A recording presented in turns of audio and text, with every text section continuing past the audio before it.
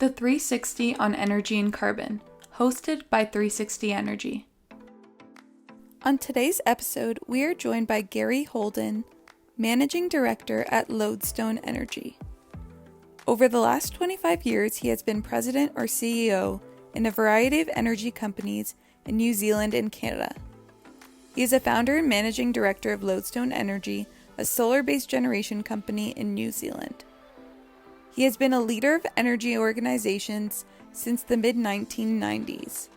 He has led the development of wind, solar, natural gas, and solar projects in New Zealand, Canada, and Australia. He has been a prominent advocate throughout his career on topics such as market development, deregulation, renewable energy policy, environmental policy, retail energy marketing, and transmission policy. Now let's get into the episode with Gary. Welcome back, Dave, John, and Gary. Really great to be back. Great to be back. Thank you. And I can't wait because we're going to be talking about solar power, which I don't think we have done too much in our past 3 years on podcasts. So this is We have not. I'm very excited for this one. Okay, well, I'm going to kick things off. I'm going to kick them off with a little bit. We're talking about solar in terms of solar PV, not solar thermal, and I think that could be another conversation, solar thermal. Right. But looking at solar generation, how do you define the efficiency of solar generation? How good is it, and how good will it get? Well, you know, it's kind of funny. There's a lot of talk about the efficiency of solar panels, and when they talk about efficiency of solar panels, they talk about the amount of radiation hitting a panel, and then what in terms of energy content, and then the science of what comes out the other end, and that tends to be around 17 to 20%.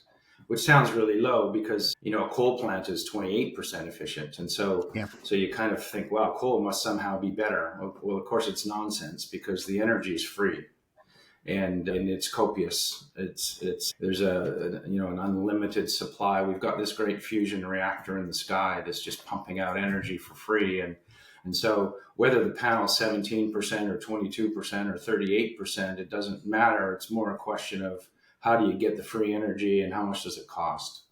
And that's the first point. I think the second point is solar panel technology, the little wafer that transitions solar radiation into electricity is the same today as it was when they put it on the space shuttle. It really hasn't evolved much. Those efficiencies might have been 16 instead of 17. Like it really hasn't changed all that much, but the implementation is changing. Like the solar farms we're building, you know, we put them 2.3 meters off the ground. They track the sun with a motor. They generate electricity from both sides. So the solar panel is a bifacial panel. And so we're squeezing out energy by bouncing it off the ground and getting the panel perpendicular to the sun. And all these things are improving the output of that free energy. But fundamentally, the idea of getting free energy into the grid is all a function of how low a cost can you do it? How cheaply can the pilings be? How can the installation be improved? And can the manufacturing plant spit out panel after panel at a better rate than it might have before? And that story is a fantastic story because over 10 years, it's improved 10 times. In an energy transition conversation, a 10x improvement in cost in a 10-year period is never happened before. We've never seen anything like that. And so here we are, we're now, to the good full credit to the hard work of the people in China who are really making it happen. The globe can now get energy that's cheaper than grid power that uses free energy. And to me, that's about as close to a technological miracle as we've ever seen. That is interesting on that. I mean, as you say, the energy's free. It's, I suppose, at one level, if we could double the conversion rate, would we have cheaper panels? You know, could we get more from an installation? But I think the fundamental point you're making there is don't compare 19-20% for solar against a diesel engine at 30% or whatever, because on one you're paying for the fuel and the other one you're not. Yeah. The efficiency is nearly an irrelevant conversation. Yeah. Yeah. Okay. Thank you. And John, the not only are you paying for the fuel, but then the question: are you being charged for the carbon that the fuel actually Absolutely. emits? Yes. I mean, that's another. Yeah. Yeah, correct. Gary, so I mean, you are in the thick of things. So, can you explain to our listeners, like, what is the role of solar that plays in this energy transition? I know, it's been around for a bit, but do you see the growth continuing as we go forward? How do you see it playing out? Look, it's such an interesting thing because I live in we're developing solar in a country where land is very, very valuable. We don't have a wide open prairie of land that's $1,000 an acre. It's very valuable land. It's pretty much all fully productive. And so solar looks like that would be a friction on that idea. And so the first thing we had to do is figure out, how do you put solar in areas where land is really valuable? And some of the things I talked about earlier kind of address that. But beyond that point, we sort of see it now quite simply that New Zealand has something like 100 towns or cities. We think every town should have a solar farm on its doorstep. And so if you start to imagine, you think about a country with a solar farm out the back of a city or out in the back paddock of a town, and then most of the daytime energy that gets consumed in that very little location is free energy. I mean, it costs money because you build a solar farm, but it's this free energy concept. And if you scattered a solar farm in your mind across any landscape, think about where you live, and every town had a big solar farm out back. And then the job of the regulator, ISO, transmission distribution company operators was to integrate that solar as closely as possible to the daytime demand of those towns and cities. And then you say, well, then what's left over? Then what's left over tends to be industrial loads and things that run at night. And that's where hydro and sharing interties between regions and maybe some batteries can start to fill in the blanks. And so it's like turning the model right upside down and starting with the idea that if we didn't know what a combined cycle generator was, we didn't know what a steam boiler looked like, and all we had was solar, wind, and water, what would we do? Well, we would do what I described. You'd actually build local generation. No point in sending solar over long distances. The sun is everywhere. We know people live mostly in the daytime, and then build your ideas around that concept. And eventually you have solar pretty much in every place on Earth, because, unless you're in some rainforest somewhere, you have access to this power that's correlated with daytime living and air conditioning as well. Like, the world's getting hotter. Air conditioning is being demanded. It's all happening in the daytime. More solar, more solar, more solar. And so eventually you get this picture that it's free, it's cheap to make, you can put it anywhere, let's plug it into every substation. So I follow up on that. Okay, Alessandro, you're right. We will go off here a bit. The issue of what percentage is solar generation as when you look at capacity in New Zealand? What would that be? It's just emerging. We're probably late to the game on solar because the government refused to give solar subsidies over the past 10 years when other countries were prepared to subsidize that downward movement in price. New Zealand said, no, we're a free market. You guys have got to figure it out. And so we kind of had to wait. And it's good that we did, because now we can go at it with vigor. But so far, we're only going to be a few percentage points of solar. There's rooftop happening everywhere as well.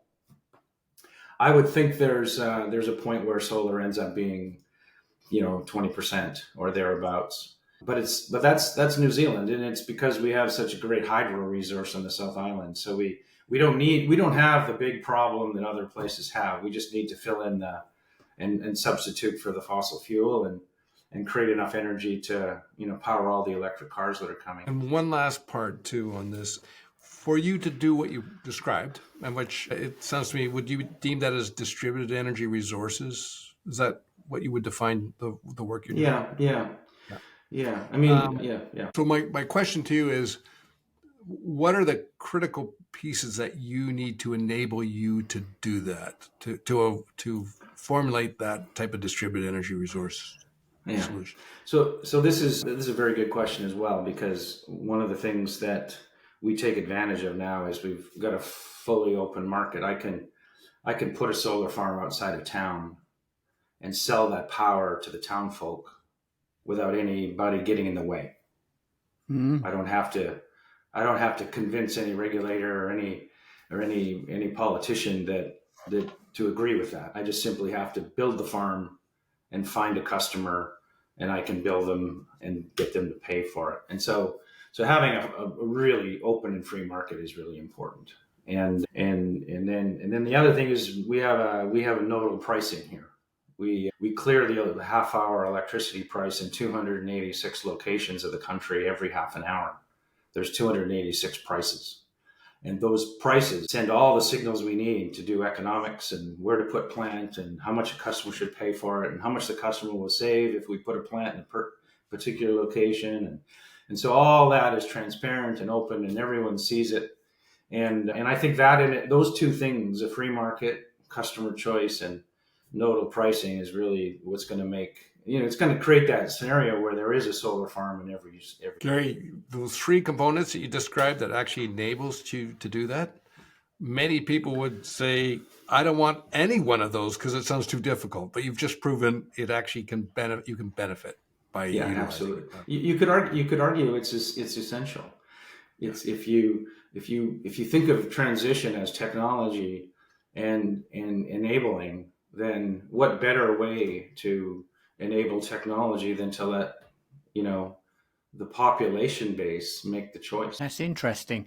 Yeah. You're talking about having solar farms and sort of distributed, but a lot of the people we deal with have, maybe an industrial complex, a big data center.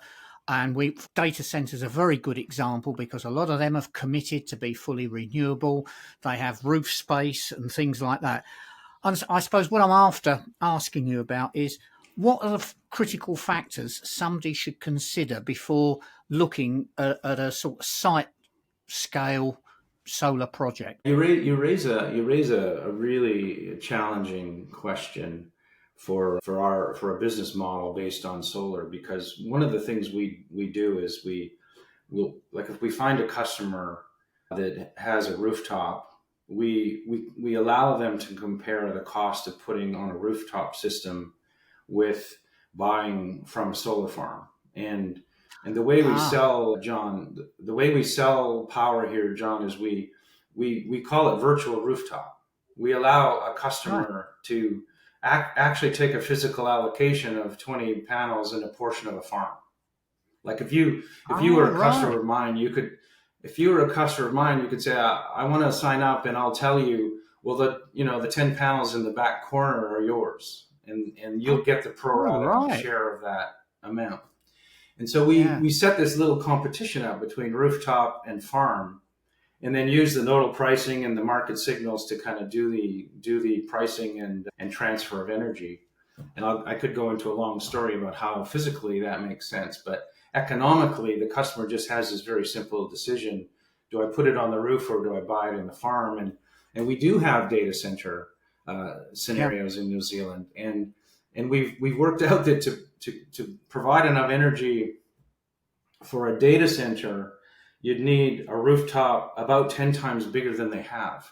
Yes. And so they just, for us, all they need to do is allocate panels out in a farm that's like this imaginary rooftop that's 10 times bigger than their building. And then we make the transaction happen. And then the last question, and some of your listeners would say, well, that's kind of silly. How does the solar farm deliver at night? The data center needs power at night. The solar farm doesn't produce at night. What do you do? And what we do is we actually give them about twice as much as they need in the daytime. So we allocate them panels that would cover the volume of energy at night. but we use the market and the ability to put energy behind hydro dams and to store it in the market at large, maybe augment it with some batteries to give them 100% of their annual demand, even though about 50% of it is nighttime. Wow. Now that's interesting. Yeah. Thank you. It's pretty creative. I'd say this is probably the only place on Earth where that's happening so far. Yeah, I think because so. you need all those elements that I told you about. Do. But like we just did a deal with a company called The Warehouse. It's a retail, box store. It's a bit like Home Depot or whatever. They have 260 locations in the country.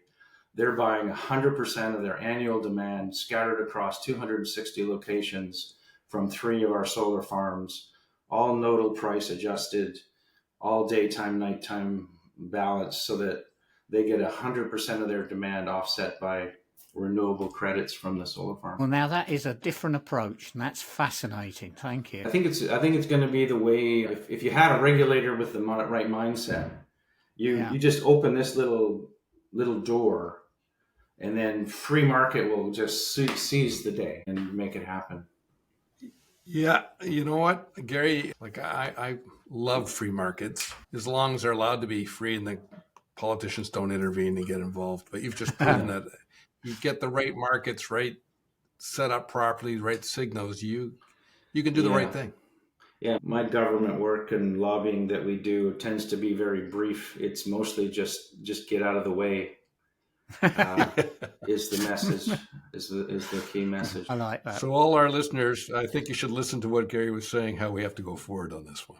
I think I think you talked about this, but I'll just, based on what you're saying then, is really solar generation in New Zealand, is it more utility scale, makes more sense than like on someone's roof? Is that kind of... Yeah, I think, one of the problems with rooftop is every project's a little science project. Every single configuration has got to be designed bespoke for the building, and it's costly to do that. You got to mobilize teams. You got to get them up on the roof. You got to integrate with the electricity system that the building has. We get out on a farm. We pop a piling into the ground every 11 minutes. We've got 200 people installing panels. They can do a megawatt an hour, or a megawatt a week, and it just flies by comparison. And so it's really hard when you do this matching of economics. The rooftop can't compete with the farm unless the distribution company gives us some credit, and that happens here in New Zealand. The distribution companies say, look, if you embed some generation in our network, we'll save some money. We won't have to expand substations. We won't have to increase the capacity of lines as the population grows. So we're going to incent you to embed some generation. And so the way it's working in New Zealand now, when you combine a rooftop with the credit the distribution company gives them, it's pretty near being competitive with a farm, which is kind of, if you think about it, it's the perfect outcome, because those that want to do the rooftop will. Those that want to buy from a farm will. In fact, if you're clever, you could do both. You could be a data center with a bit of generation on your roof and fill in the blanks with the farm and make up your own story. That then if you can see all that happening, then the market is actually positively conspiring for the right outcome. Right. Now, this is an area of solar generation I am especially interested in.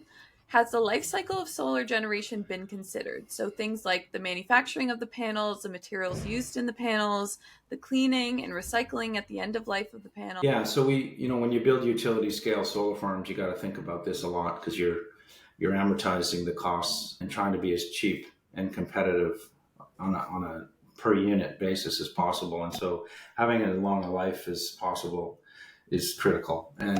And so there's sort of a top tier solar panel group in China that are making the very, very best.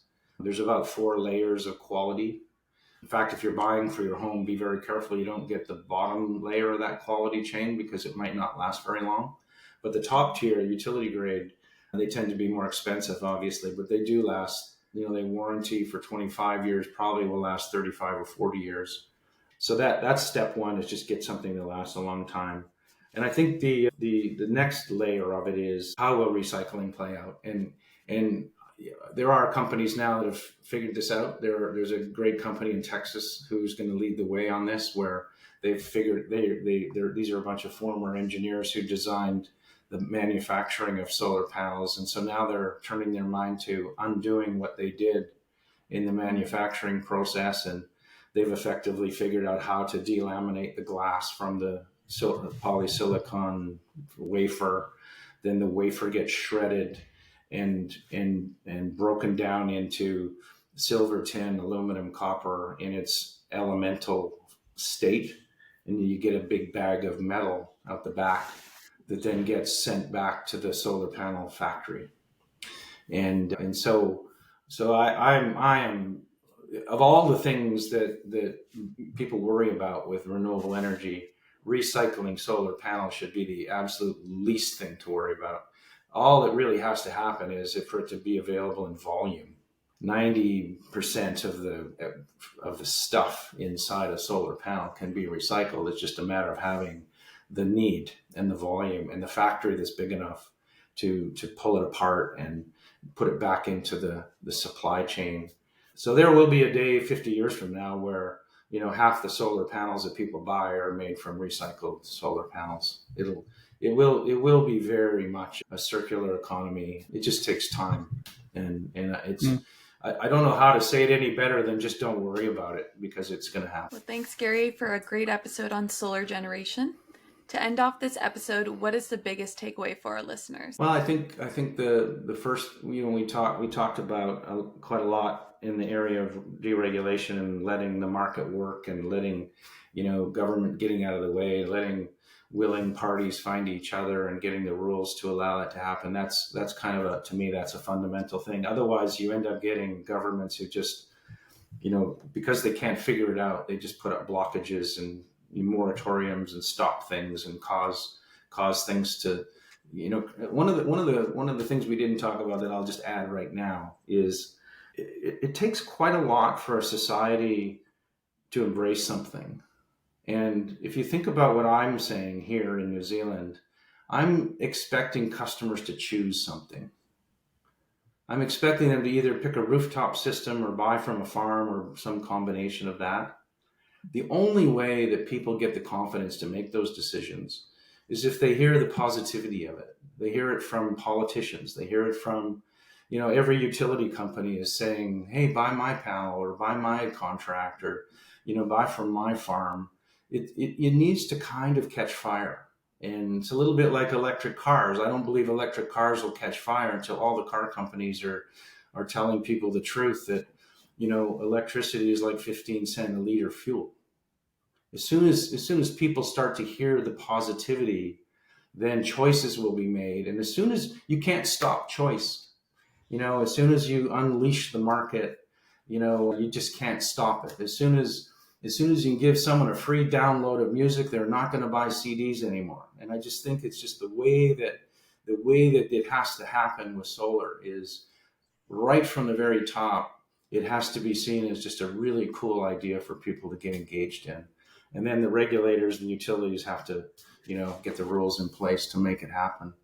So that's my biggest takeaway is if you have any role to play in enabling either a rule or promotion of a good idea, then you should do so, because that's how to make it happen. Thanks for that, Gary.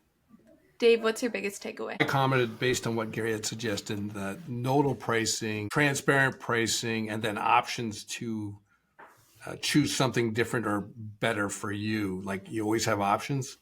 Like those three things, again, and if we said that to people in North America, they go, oh, that's too confusing. No, I don't want to do that. But what Gary's kind of conveyed to me is, boy, you should embrace it, because as a customer, you will have better choices that serve what you want versus what other people may want to give you. And so, like, you just reinforced, Gary, in my view, that this transparency and allowing the market, and allowing truly a market to happen, can bring very positive results. And obviously it's happening for you in New Zealand. John, what's your biggest takeaway? Well, I think my biggest takeaway is kicked off by the virtual rooftop, and then the idea that solar at scale is a better deal than piecemeal little installations. And I think that is really something we should think about, because we see a lot of people domestically sticking panels on their roof. We see quite a few organisations. They want the green cred of having panels on their roof, but maybe a virtual rooftop is a far better solution. Thanks for that. All right. Thanks, Dave, John, and Gary, for your time. Have a great day. Yeah, it's been Thank you, good. everyone. Thank you. Gary, Thanks, thanks. Gary. It was good to meet you guys. It's good. You're doing good work there. That's all for today's episode of the 360 on Energy and Carbon podcast. Thanks for listening. Make sure to check us out on our website at 360energy.net and follow us on LinkedIn at 360 Energy Inc. Tune in to our podcast on Apple Music, Spotify, Anchor, or other listening platforms by searching the 360 on Energy and Carbon.